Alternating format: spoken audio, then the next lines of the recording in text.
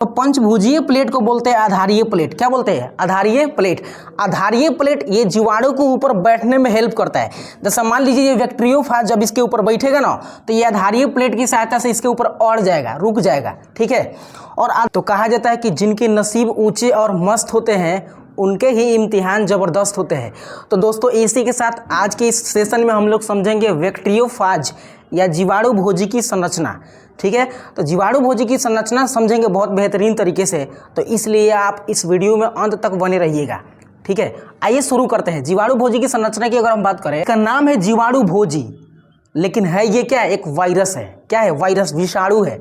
देखिए जीवाणु भोजी का मतलब होता है कि ये अपने जीवाणुओं को क्या बनाता है? भोजन बनाता है। यानी मेन टारगेट बनाता है किसको? जीवाणुओं को। वो अपने डीएनए का रेप्लिकेशन करने के लिए शिकार बनाता है किसका?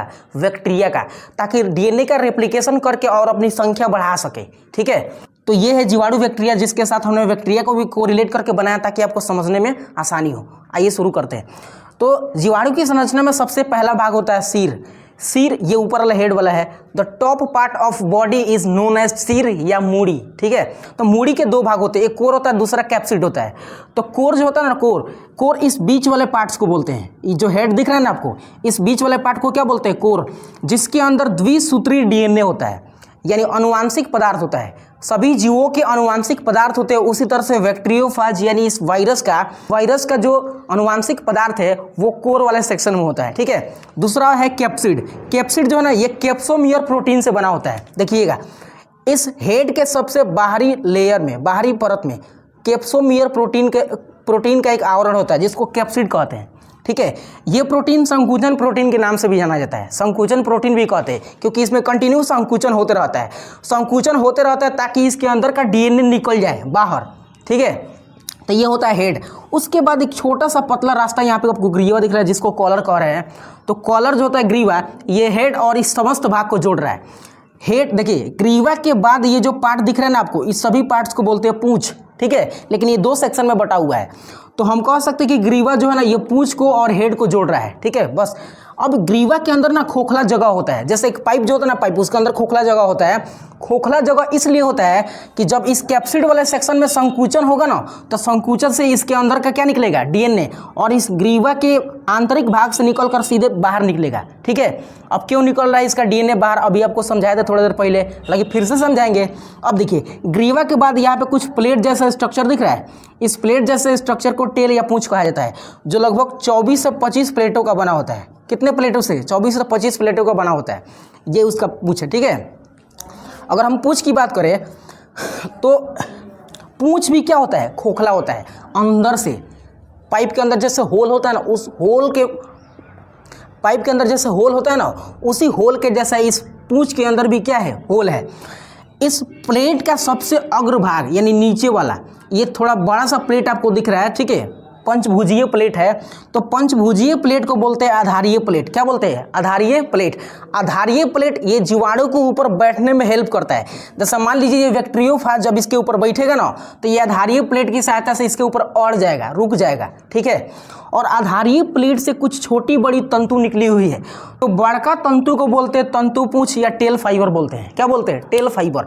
टेल फाइबर क्या करता है कि जब ये आधारीय प्लेट से इस पर बैठ जाता है ना, तो टेल फाइबर से इस बैक्टीरिया को दाब देता है अंगुलियां जोर से। सोचिए, इसके ऊपर अगर हम रख दें तो ये तो इसके लिए बैठने का जगह हो जाएगा, और टेल फाइबर से ये क्या कर लेगा? इसको पकड़ लेगा। अभी जेने जेने जाएगा ना अपने फ्लैजिले की सहायता से, उन्हें ये हो जाएगा। ठीक है।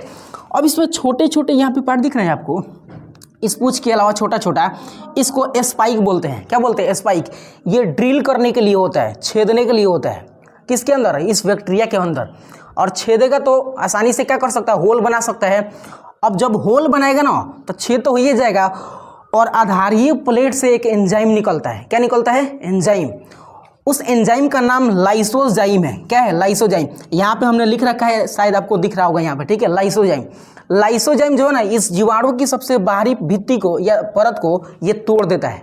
छेद किया था कौन? स्पाइक। और तोड़ा कौन था? यानी घुला कौन दिया था? तो लाइसोजाइम एंजाइम, जो निकला था किससे? आधारीय प्लेट से। अब देखिए, जब ये बैक्टीरियोफाज इस जीवाणु के ऊपर बैठ जाएगा ना बढ़िया से, तो बैठने के बाद इस आधारीय प्लेट की सहायता से उस पर एकदम फिक्स हो जाएगा, अड़ जाएगा, और इस बड़े बड़े जो तंतु फाइबर है या तंतु पूंछ है, इस तंतु पूंछ की सहायता से इसको पकड़ लेगा, ठीक है, ताकि पकड़ने के बाद ये कहीं भागे नहीं, कौन, बैक्टीरियोफाज चाहे वो, ठीक है। और जब बैठेगा ना तो इस स्पाइक भाग से इसको ड्रिल करेगा, ऐसे यहाँ पे छेद कर देगा, ठीक है। और छेद करने के बाद इसके सिर के अंदर जो डीएनए था, इस डीएनए को सिर के अंदर क्या होगा, संकुचन होगा, जिससे इसका आनुवांशिक पदार्थ डीएनए इस शरीर से बाहर निकलेगा। और बाहर निकलने के बाद ये इसके अंदर क्या कर देगा, अपना डीएनए ट्रांसप्लांट या इंजेक्ट कर देगा। तो इंजेक्ट करने के बाद क्या होगा कि इस डीएनए के अंदर रेप्लिकेशन होगा, ठीक है, गुणन होगा, जिससे बहुत सारे डीएनए बनेंगे, ठीक है। और हर एक डीएनए से एक बैक्टीरियोफाज का निर्माण होगा। तो सोचिए अगर कंटिन्यू रेप्लिकेशन होना शुरू हो जाए तो होगा क्या कि इसमें बहुत सारे डीएनए बनेंगे, और जो बहुत सारे डीएनए बनेंगे तो बहुत सारे बैक्टीरियोफाज भी बनेंगे।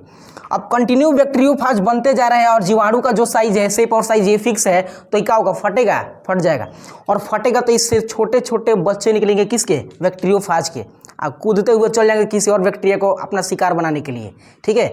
तो ये था किसका, यहाँ पे तो ये था बैक्टीरियोफाज का संरचना, ठीक है। आपको पता होना चाहिए कि गंगा नदी का जो जल है ना, शुद्ध है, किसके कारण, बैक्टीरियोफाज के कारण। क्योंकि गंगा नदी में बैक्टीरिया को पनपने ही नहीं देते हैं, उनकी टीम बढ़ने ही नहीं देते, कौन, बैक्टीरियोफाज।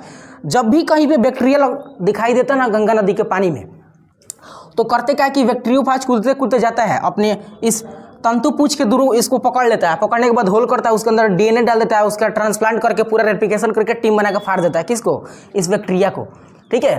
तो इस वजह से गंगा नदी का पानी क्या है, शुद्ध है, ठीक है। तो इस वीडियो में हमने जाना कि जीवाणु भोजी की संरचना किस तरह से क्या होता है, कैसे इसमें क्या क्या भाग था, उस सबको हमने आपको समझा दिया, ठीक है। उम्मीद है आपको समझ में आया होगा। अगर समझ में आया है तो कमेंट में रिप्लाई दीजिएगा कि कैसा आपको वीडियो लगा, ठीक है। नेक्स्ट वीडियो में हम जीवाणु की संरचना के बारे में पढ़ेंगे, ठीक है। तो यहाँ तक की वीडियो को यहीं पे एंड करते हैं और मिलते हैं दूसरे वीडियो में, तब तक के लिए बाय।